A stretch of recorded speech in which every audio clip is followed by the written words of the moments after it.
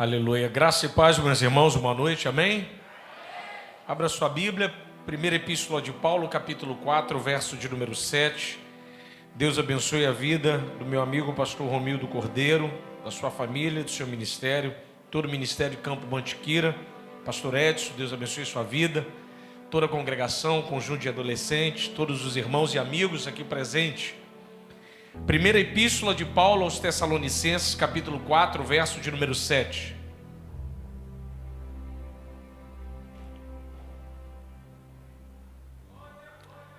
Quem encontrou, diga amém. Eu vou esperar. Está aí na Bíblia, irmão. Todos encontraram, amém? Porque Deus não nos chamou para a imundície, mas para santificação. Curve a sua cabeça. Deus bendito, louvamos o seu nome, te agradecemos, Pai, na beleza da sua santidade.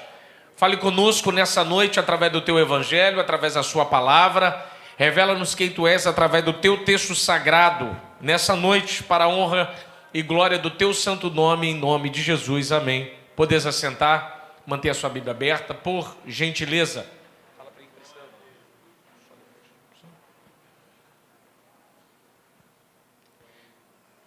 Eu gosto desse texto, principalmente por causa do tema que todos vocês escolheram a respeito sobre santificação. Eu gosto muito de estudar, eu gosto muito de ler. Eu, como estou sempre lá na sede, ministrando lá, estou sempre lá ministrando na sede, falando dos eventos lá. Então a turma lá já está mais acostumada comigo.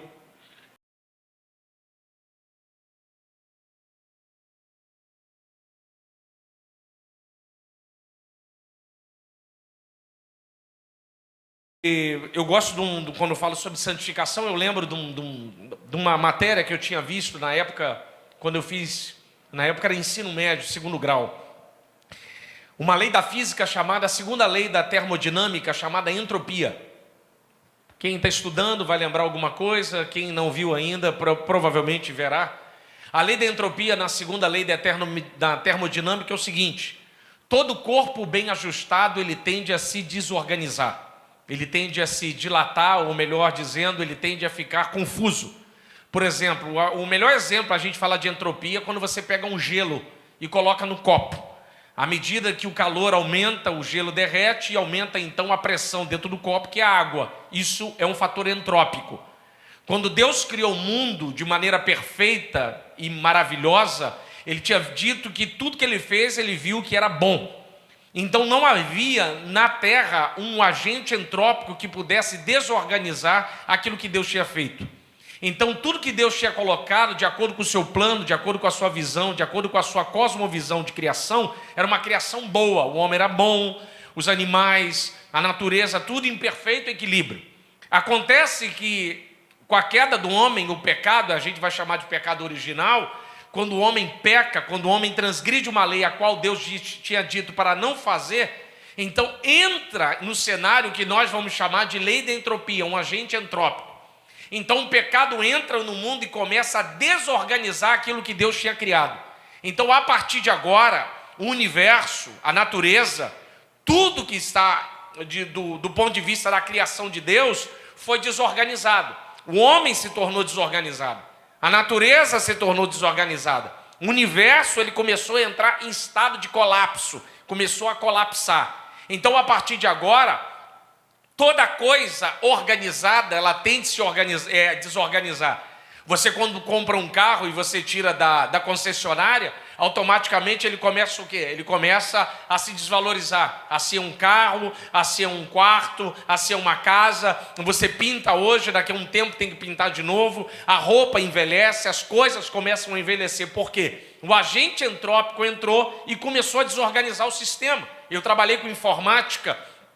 E toda vez que entrava um vírus no sistema, seja cavalo de Troia, seja qualquer outro vírus que entrasse no sistema da informática, ele tentava sempre desestabilizar todo o sistema e colapsava até a máquina pifar de vez. Assim foi conosco, assim foi no universo, assim foi na natureza. A tendência das coisas do mundo é se desorganizar. Então esse agente entrópico chamado pecado, ele está aí. Ele pertence a nós do ponto de vista da genética. Um bebê que nasce agora, ele ainda não desenvolveu de maneira plena o pecado, a semente do mal, mas já está nele. À medida que ele for crescendo, à medida que ele vai desenvolvendo como homem, ele vai crescendo cada vez mais o pecado dentro dele. Ele não sabe, mas está ali. É uma semente extremamente pequena. Mas aí Jesus Cristo, ele morre na cruz do Calvário, como nós cantamos aqui. Como foi falado pela juventude, como foi falado pela igreja, como foi falado no momento aqui do louvor. Jesus Cristo morre na cruz do Calvário e coloca o que eu posso usar assim, guardar as medidas, preposições, posições, proporções. O que eu posso falar é o seguinte, é que Cristo inseriu na terra um sistema que possa frear o agente entrópico. Esse sistema chama-se sangue do Cordeiro. A partir dele agora, a qual eu e você, a gente pode sair daquilo que nos destrói e podemos caminhar para a vida eterna. Por isso que um lema da camisa de vocês, na sua Bíblia aí, na camisa de vocês está assim, santificai-vos. Santificai-vos, eu posso extrair aí 4 grandes exemplos. Eu lá dando aula lá na sede, lá na DEVEC sede para os adolescentes, fiz uma frase a respeito de santificação quando compartilhei com eles. O que é santificação? A salvação tira você do mundo e a santificação tira o mundo de você. A salvação te tira de lá do mundo, mas a santificação é o processo pelo qual o mundo sai da sua vida e começa o céu a fazer parte dela. Então a santificação nada mais é isso do que o lavar genuíno do Espírito Santo sobre nós, tirando de nós todos os agentes, aquilo que nos destrói, nos envelhece e nos transformando em glória, para que até que naquele dia eu e você possamos estar diante dele na eternidade. Aleluia! Na sua Bíblia, por gentileza, quando 1 Tessalonicenses 4:7, Deus nos chama da imundície para a santificação. Eu quis colocar de uma forma a ideia de santificai-vos por causa da camisa de vocês, por causa do tema de vocês, santificai-vos. A ideia de santificai-vos é a ideia de Josué 3:5. É um termo da gramática, é um imperativo, é uma ordem. Jesus, Deus eterno, Ele não está te convidando a ser santo, Ele está te dando uma ordem. Ele está dizendo assim, a única maneira pelo qual você pode frear o processo entrópico na sua vida, o processo pelo qual o pecado vai entrar na sua vida de destruir, é santificai-vos. Santificai-vos é uma ordem expressa e direta. Santificai-vos é uma ordem para mim e para você. Ele não está te convidando simplesmente pelo bel prazer, ele está dizendo assim, quer fazer parte do meu ministério? Santificai-vos. Quer entrar na eternidade? Santificai-vos. Ele está nos dando uma ordem direta e precisa. É um imperativo extremamente interessante. Ou seja, não existe outro caminho, não há um outro remédio, não há outra maneira de nós possamos parar aquilo que o mal faz comigo e com você, aquilo que nos separa, aquilo que nos divide. O mundo lá fora está com esse agente entrópico. As pessoas, principalmente, pastor, do ponto de vista da política, eu gosto muito de política. Não me envolvi em política por causa da vida pastoral e porque eu sou casado. Minha mulher falou que se eu entrar em política, ela é a primeira a me matar em casa. Então, sempre me envolvi em política, desde o mais novo. Grêmio estudantil, escola, sempre me envolvi. Sempre ia lá para a Câmara dos Vereadores, lá na cidade, debater. Sempre gostei muito. Caderno político era o primeiro que eu li em casa. JB, Folha de São Paulo, Globo e etc. Sempre gostei muito. Mas há um medo lá fora que as pessoas falam assim, e se o outro candidato ganhar, o que acontece? Eu falei, nada. A igreja vai continuar marchando, porque a igreja é vencedora, e as portas do inferno não prevalecerão contra a igreja do Senhor. A ordem direta do imperativo para Deus, para mim e para você é santificai-vos. Ele não está te convidando para um baile, ele está te dando uma ordem. E o Deus dos céus nessa noite está dizendo para mim e para você, santificai-vos, aleluia. Eu acho interessante na sua Bíblia, ou se você quiser anotar aí o santificai-vos, a ideia é de um plural, pastor Edson. Então santificai-vos não é para mim e não é só para você, é para todos nós. Assim como o pão não é meu nem seu, o pão é nosso, e o Pai também não é meu nem seu, o Pai é nosso, a santidade também não é minha e sua, a santidade é nossa. Santificai-vos é um todos nós. É um convite plural para toda a igreja. É o processo pelo qual Cristo está dizendo para mim e para você, não há outro remédio. Eu acho interessante o convite do santificai-vos. Eu quando ministrei na Lagoinha ano passado, em Teresópolis, lá do meu amigo pastor Alexandre Mineiro, na conferência do Espírito Santo, o Senhor me deu um insight, uma iluminação no Espírito a respeito sobre santidade. Eu gravei até um vídeo, fiz um corte, botei no Reels lá no Instagram. A ideia de santidade é uma ideia que me lembra o espelho, o convite. Por exemplo, quando eu venho para cá, eu fui ali na frente do espelho ali algumas vezes para ver a gravata. Ainda que eu faça o nó e coloque no pescoço, às vezes eu não consigo ver se a gravata está boa ou ruim. Então eu vou no espelho e o espelho vai me dizer se ela está boa ou ruim. E eu acho interessante exatamente a respeito disso. Porque quando eu vou no espelho e eu não consigo enxergar o erro da gravata, o espelho denuncia, a gravata está errada. Mas a beleza da figura, a beleza da alegoria, é que o espelho não conserta, ele aponta. Assim o Espírito Santo.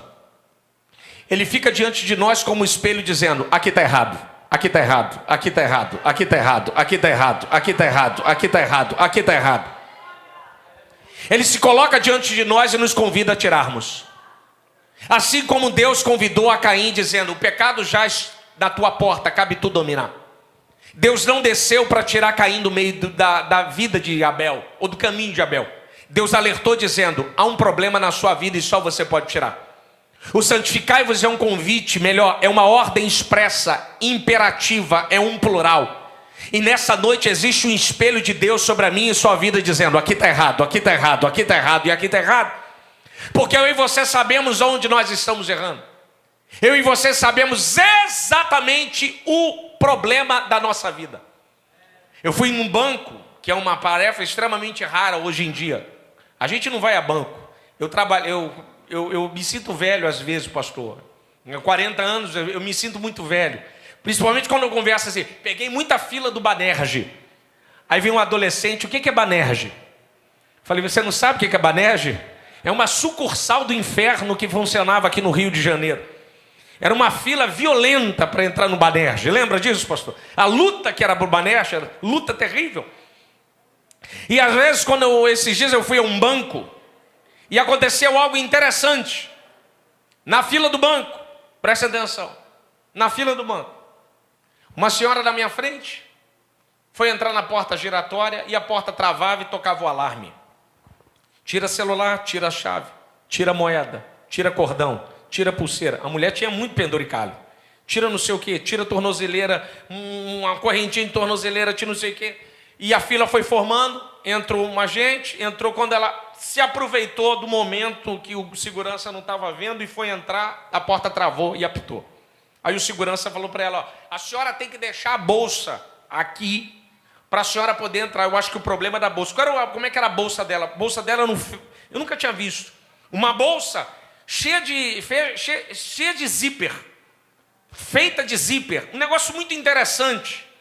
Só que ela muito metálica. Aí ela reclamou, não, eu não posso deixar a bolsa. Aí ele, ó, se você não deixar a bolsa, a senhora não entra. Porque a porta está barrando. E ela ficou, não, eu sou advogado em discussão, bate-papo, que aquela coisa. Ela não entrou e foi embora. Eu entrei na porta e o Espírito Santo falou comigo. Aí o Espírito Santo, assim é muitos. Vão chegar na porta da eternidade, sabe onde está o problema, mas não quer abrir mão dele. Existe uma porta na eternidade. E existe um problema na sua vida e na minha vida. Não adianta a gente querer mascarar, não adianta a gente querer mentir, mas hoje Jesus está dizendo, santificai-vos. Ele está convidando a mim e a você a abrirmos mão, deixarmos para o lado. Paulo, quando diz em Romanos 12, rogo-vos, pois, irmãos, que apresentei os vossos corpos como sacrifício vivo, santo e agradável, que é o vosso culto racional. Esse texto é brilhante. Paulo era brilhante no que escrevia.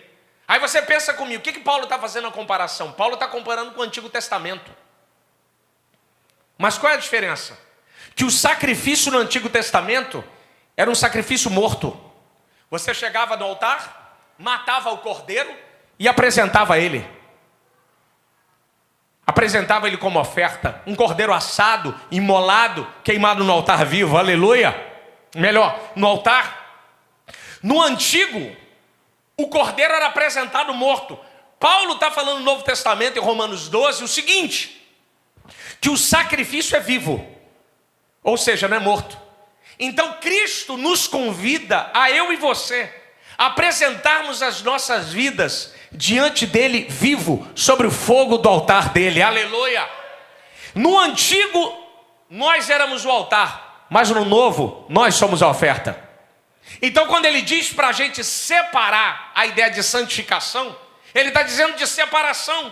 Ele está dizendo, eu quero que vocês se separem, para que vocês possam entrar na eternidade, sabendo exatamente o que pesa e o que não. É o que eu estou dizendo a respeito da porta. É o que eu estou dizendo a respeito da ordem. É o que eu estou dizendo a respeito do plural, todos. É o que eu estou falando a respeito do espelho. Eu e você sabemos exatamente aonde está atrapalhando a nossa vida. Aqui não tem menino. Aqui eu creio que a maioria aqui é um pouco mais maduro da fé. A gente sabe qual é a cilada satânica. O diabo ele tem uma artimanha interessante. E eu hei de concordar. Assim, eu falando uma vez, dando aula de teologia, ó. Nesse ponto, o cara de borracha, como diz o meu amigo Zé do Garfo, ele tem uma coisa, ele é paciente. Ele encontra Jesus no deserto, se tu és filho de Deus. Desafio da ideia da filiação divina. 3 anos depois, cruz do Calvário. Os fariseus, se tu és filho de Deus, desça-te daí. Qual é a ideia? Que o diabo usa a mesma arma de tempos em tempos. Hoje ela pulou. Daqui a 10 anos ele tenta de novo. 15 anos ele tenta de novo. Porque ele tem algo que você não tem. Paciência.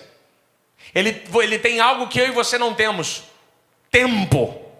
Ele faz isso de tempo em tempo, querendo que eu e você possamos cair na cilada, no ardil dele. Porque ele sabe que aquele lugarzinho ali é o nosso ponto fraco. Ou usando um termo na Grécia, é o nosso calcanhar de Aquiles.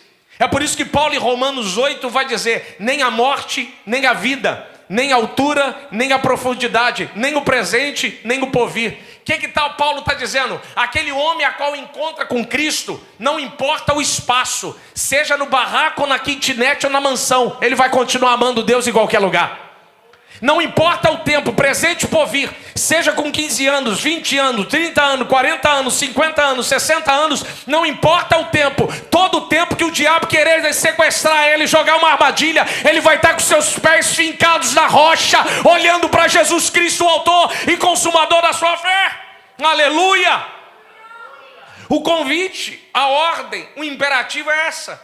É o desafio de Deus para mim e para você, nesse tempo plural, difícil, complexo. Esse espelho que está diante de nós, aleluia, é um espelho que nos convida a tirarmos aquilo que está nos atrapalhando. Em quê? Na nossa maneira de orar e lermos o Evangelho e compartilharmos o Evangelho. Dá uma olhada no seu termo aí, ó. Santificação, imperativo, plural, para todos nós. Quando ele fala para todos nós, ainda sobre isso, ele está falando a respeito de a gente ser diferente. Tem um filme, agora eu vou me sentir velho mesmo. Ben-Hur, eu vi o primeiro. Eu não era nascido, 59. O segundo eu não vi não, 2016. Mas é um baita de um filme, o Ben-Hur. O Ben-Hur é a história de um cativo chamado Judá Ben-Hur. Ele vai disputar uma corrida de biga. Quem assistiu aqui Ben-Hur? O senhor lembra? Quem assistiu aqui? Quem lembra? Opa, aleluia. Não estou sozinho. Não estou sozinho. Ben-Hur é um filme interessante, é um clássico. Assista, muito bonito. Tem um agora de 2016. Tem uma cena que Ben-Hur ele está correndo uma corrida de biga contra Messala. Messala é um oponente dele, a história é interessante. E eles estão correndo na Galileia, numa arena que tem ali na Galileia. E nessa corrida de biga, o Messala se machuca. Ele cai no meio da corrida, da arena. E Ben-Hur começa a dar a volta. E um dos generais que está assistindo, vê a multidão de judeus levantando a mão e pedindo para que Ben-Hur passe com a biga sobre Messala. Aí o general romano Solta a frase que eu falei assim, rapaz, isso aqui dá uma bela de uma mensagem, cara. Ele falou a seguinte frase: não é que os judeus são como nós, eles adoram sangue. Falei, às vezes o meu comportamento é um comportamento de romano, mas Deus quer que eu seja igreja de Cristo. Quando eu vejo um filme, às vezes, sai do meu coração um pensamento romano. Vou usar um termo simples aqui para a juventude. É aquela menina ou aquele garoto, num filme, que assiste seus pais serem mortos num filme. E ela ou o personagem está escondida dentro do armário, enquanto está vendo a sua família sendo assassinado. Aí sempre aparece aquela aspa, aquele ato, 20 anos depois. A pessoa que viu os seus pais serem mortos, ele começa uma luta durante o filme em busca de vingança. Aí eu, naquele momento, era cristão e comecei a virar romano. Mata esse camarada. Mata esse camarada. Isso é eu no cinema. Às vezes, eu me torno romano quando eu fecho alguém na estrada só porque alguém me fechou. Eu me torno romano quando eu, ao invés de pedir perdão, eu começo a dizer bem feito. Deus não te chamou e nem me chamou para sermos romanos. Nós somos a igreja lavada e remida do sangue do Senhor. E só a santificação é capaz de tirar Roma da gente. Só o sangue do Cordeiro é capaz de tirar de nós esse espírito do soldado romano. Essa coisa que está dentro da gente, que às vezes a gente traz para dentro da igreja, aonde um está cantando e a gente, em vez de adorar, dizendo a voz dela é ruim, esse louvor estranho, o si bemol está errado, o sapato não combina com a roupa. Deus não nos convidou para sermos romanos, Deus nos chamou para a honra, Deus nos chamou para a glória, Deus nos chamou para louvor da sua graça. E a santidade faz isso conosco, tira de nós esse comportamento romano, tira de nós esse espírito de competitividade, essa coisa que está amarrada e atrelada em nós, tira de nós esse espírito romano de briga. Por isso que ele diz para nós, santificai-vos, é um plural. Ele está dizendo para mim e para você que a igreja dele não é Roma. Por isso que para nós é muito difícil com esse mundo. Por isso que eu e você andamos na contramão dele. Por isso que Dr. Martin Lloyd Jones, no famoso livro Sermão da Montanha, ele tem uma frase muito boa quando ele fala sobre sal da terra. Lloyd Jones é fantástico nessa colocação. Ele diz o seguinte, abre aspas: o mundo não gosta da gente porque a gente é sal. Porque se a gente fosse caramelo, o mundo engolia e ia aceitar. Mas a gente é sal. Sal é amargo e o mundo quer vomitar fora. Mas é o sal que mantém tudo no lugar e preservado, aleluia. Esse Rio de Janeiro, Duque de Caxias, Brasil, não foi engolido ainda pela violência, pela morte. Pastor, mas está muito, mas era para estar pior. Só não está pior porque é a sal da terra ainda por muito lugar. Há muita igreja orando, há muita gente de joelho, a sua família só está de pé porque Deus está sustentando ela através das suas orações. Aleluia! Santificação é isso. Santificação é vivermos em um ambiente completamente hostil como esse. O mundo é hostil. Eu acho engraçado que as pessoas assim, não, pastor Ronald, tem que melhorar. Eu falei, como? O último livro da Bíblia é Apocalipse. Onde que melhora? O último livro é Apocalipse, pô. Aonde está melhorando? Não, eu falei, filho, a tendência é entropia. É o corpo ir se desajustando até o final. Como disse C.S. Lewis, o autor de Crônicas de Nárnia, é o momento em que o autor aparece no final da cena, dizendo, agradecendo. Quando o autor como no autor principal. Quando o ator principal começa a se caminhar para o palco, significa que o final está chegando. E o autor está chegando aí, ó. Olha lá, aleluia. Ele está caminhando. Ele está caminhando. Mas a única maneira da gente ser diferente lá fora é com essa santidade presente em nós. Eu não estou falando, irmãos, eu não estou falando do ponto de vista de isolacionista. Ah, pastor, então eu vou comprar minha casa lá em Quixeramobim, vou ver, fica lá dentro do mato. Depois você dá um Google, você vai ver onde é Quixeramobim. É longe. Vou lá para Quixeramobim, vou lá para Papu Nova Guiné, vou comprar uma casinha lá em Papu Nova Guiné e vou morar lá. Não, não, não. Eu e você somos sal da terra e luz do mundo. E a santidade que está em nós é uma santidade que reflete lá fora. O cristão que está em processo de santificação, a santificação é um negócio fantástico, cara. Eu amo santificação, falar a respeito do tema, a respeito do processo do Espírito Santo. Eu tenho um amigo que se afastou. E, pastor Edson, um bom músico, um garoto bom, cresceu comigo. Uma falha do destino dele lá, da mente dele, enfraqueceu na fé e abandonou o evangelho. Mas é aquilo, aprendeu música na igreja, foi tocar para quem? Para pagode.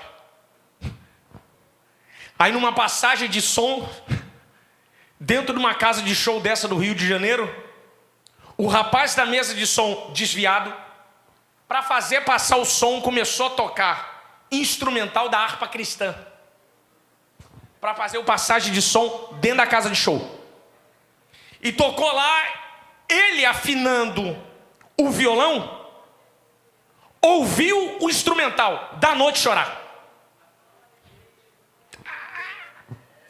Os amigos dele olhando, Ricardo, o que está acontecendo? Rapaz, eu estou chorando. E ele não conseguia parar de chorar. Resumo da ópera: voltou para Jesus dentro da casa de show. Depois de quase 20 anos longe do evangelho. Aí eu fui perguntar para ele, ele falou assim: Ronald, quando o instrumental tocou, eu sentia o gosto do cálice da ceia na boca. Ele, cara, que coisa de doido. Eu falei, não, filho, o nome disso é marca do Espírito Santo na alma, assim, ó. É o selo, há um selo de Deus sobre a sua vida, sobre a minha, sobre a nossa casa e sobre a nossa família. É uma marca profunda que Ele nos deixa lá. É algo que está marcado, que somos diferentes. É algo completamente único. E existe essa marca que foi impressa em nós, é impressa. Por isso que o mundo lá fora diz que o cristão, não, vocês fazem lavagem cerebral. Quantos testemunhos eu conheço de pessoas que vieram da esbórnia da vida, bebiam, se prostituíam, fumavam, faziam tudo, mas que só em sentir o cheiro do cigarro, cheiro da bebida alcoólica, passa mal. Aí alguém fala assim, rapaz, se é lavagem cerebral, não, isso é o poder do Espírito Santo, aleluia. É porque quando ele entra, todo mal sai. Que nessa noite, em nome de Jesus, o Espírito Santo venha entrar sobre a sua vida e venha te purificar nessa noite, para que todo mal possa ir embora. Que Ele venha tirar isso de nós. Que Ele venha tirar isso de nós. E é um processo paulatino, lento, sereno, sem você perceber. É algo que vai entrando, aleluia, e vai tirando toda a impureza. É aquela fome e desejo que nós tínhamos para as coisas da carne, e começamos a ter fome e desejo para as coisas do Espírito. É o que eu falo para a juventude lá da sede, é o que eu falo para os adolescentes lá do CDM, é o que eu falei para eles. O camarada que não gosta de casa do Senhor não pode ir para a eternidade, porque lá todo dia é dia do Senhor. Agora, quem ama a casa do Senhor é porque foi lavado, e ele não quer outro lugar a não ser esse lugar aqui. Como diz Davi lá no Salmo 23, verso de número 6, no último verso: Certamente que a bondade e a misericórdia me seguirão todos os dias da minha vida, e eu habitarei na casa do Senhor enquanto aqui viver. Aleluia! É um desejo que nos anela, nos convida. Em uma mesa sentado, você pode conversar de outras coisas, eu converso de um monte de coisa. Política, futebol, mas nada me faz mais do que isso aqui. Sento com amigos, Bíblia, Evangelho. Ronald, qual o livro que você está lendo? O livro tal. O que você está fazendo? Estou fazendo isso aqui. É sentar na mesa com os pastores, Evangelho. Sentar com os amigos, Bíblia. Por quê? É o que me completa. Aleluia. É o que me preenche. E o Espírito, ele vai nos convidando cada vez mais a nos tornarmos íntimos dele. Aleluia. Nos convidando a ficarmos cada vez mais perto dele, da sua glória, da sua graça. Aleluia. Ele vai nos convidando.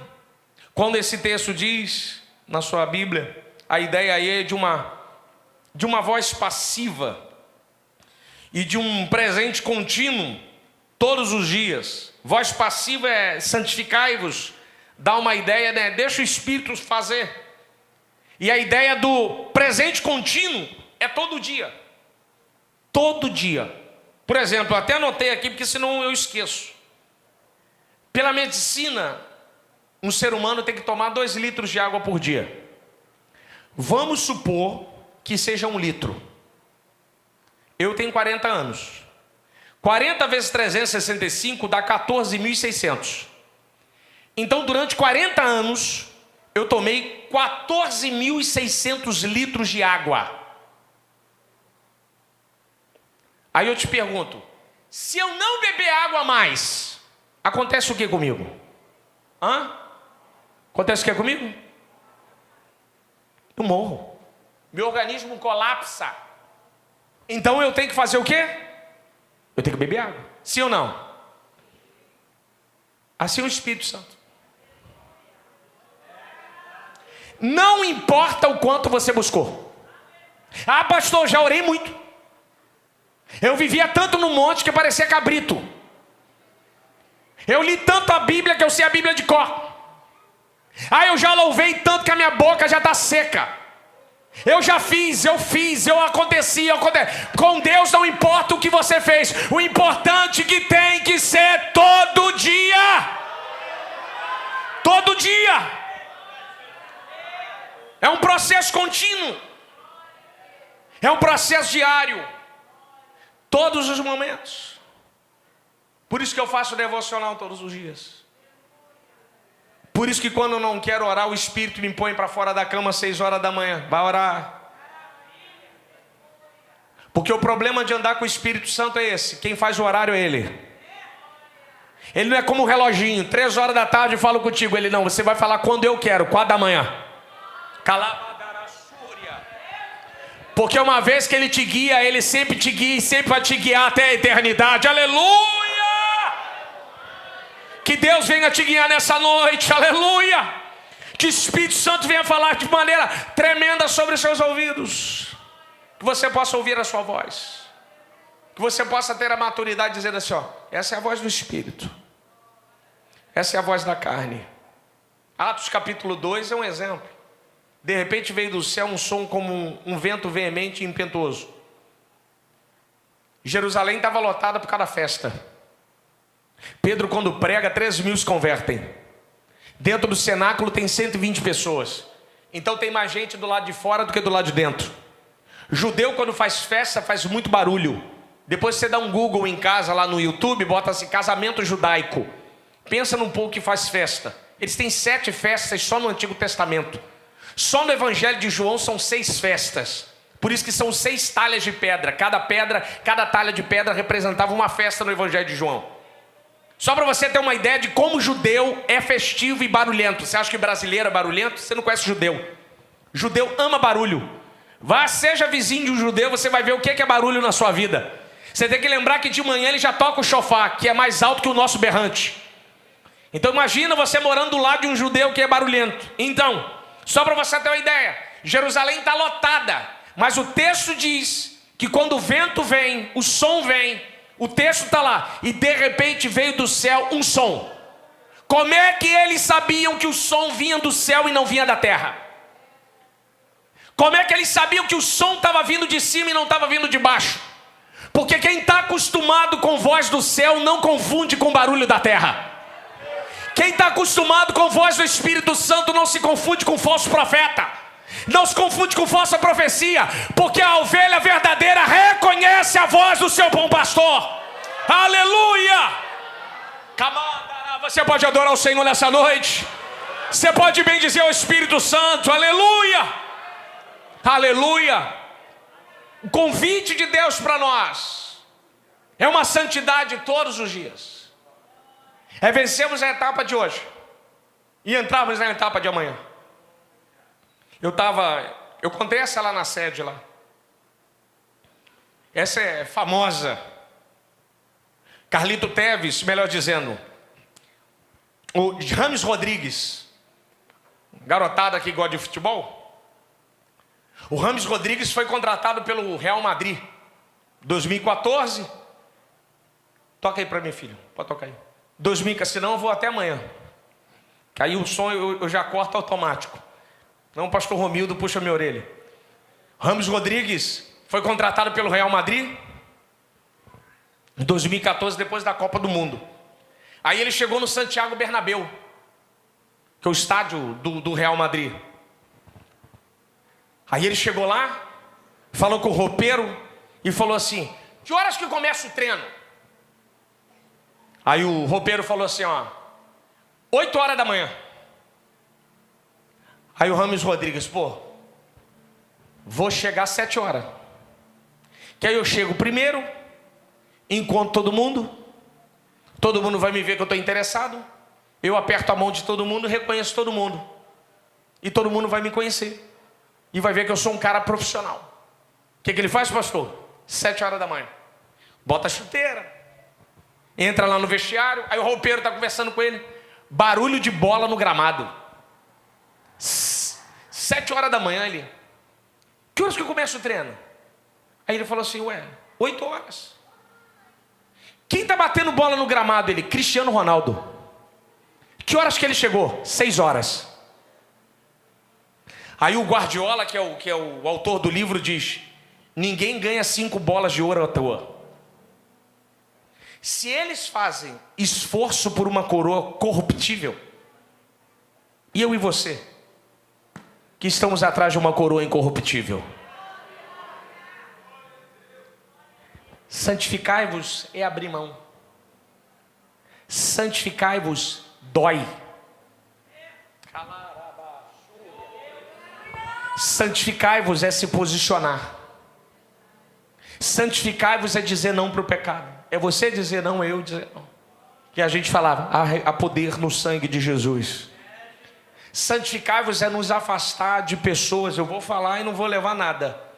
É a gente deixar pessoas que nos levem para o pecado.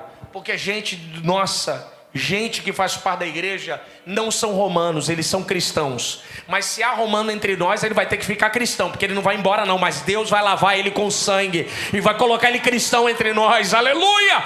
Vai ficando de pé em nome de Jesus. Vai ficando de pé em nome de Jesus. Aleluia! Tem glória a Deus aí, irmãos? Tem glória a Deus aí? Como diz o pastor Silas, o meu pastor, o sermão é esse. É amargo, mas alimenta. Santificai-vos. É posicional. Eu não posso tomar essa posição por você. Eu não posso fazer pelo senhor. Eu não posso ligar para você, pegar seu número e fazer a ligação 3 horas da manhã. Vai orar. Eu não posso fazer isso. Só que tem uma coisa. Enquanto mais perto da luz, mais graça. Enquanto mais distante, mais nas trevas. Cada vez que você vai se aproximando de Cristo, Ele vai tirando de você a ferrugem do pecado. E o Espírito Santo age como, vou usar um termo simples aí, que por causa dos pratos da bateria, que dá zinabre e vai tirando, vai passando o produto e vai tirando toda a ferrugem e vai começar a brilhar. O Espírito Santo é assim na nossa vida. A gente começa todo enferrujado, todo velho, todo carcomido pelo mal, mas aí a unção do Espírito Santo vai brilhando, aleluia, vai tirando de nosso coração toda impureza, tudo aquilo que, sabe, entenebrece a nossa alma, escurece o nosso ser.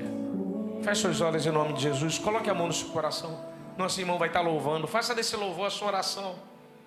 Faça desse louvor